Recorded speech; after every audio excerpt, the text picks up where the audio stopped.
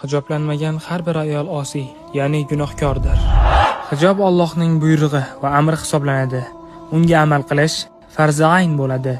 Bunga Nur surasining 31-oyati dalil bo'la oladi. Oyat karimada shunday deyiladi: Sen mu'minlarga ayt, ko'zlarini tiysinlar, farjlarini saqlasinlar va ziynatlarini ko'rsatmasinlar, magar zohir bo'lgan ziynatlari bo'lsa mayli. Ro'mollarini ko'ksilariga to'sib yursinlar. Hijoblanmagan ayol nafaqat o'zini, balki jamiyatni ham gunohkor qiladi. Qanday deysizmi? Tabiiyki, hijobi yo'q ayolning avratlari ochiq bo'ladi. Masalan, sochi, oyoqlari va boshqa avrat joylari ko'rinib turadi. Unga qarash ham, qaratish ham gunoh hisoblanadi.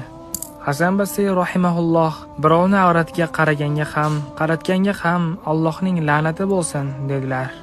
Hijob shartdir. Xoliqqa osiy bo'ladigan paytda maxluqqa itoat qilinmaydi.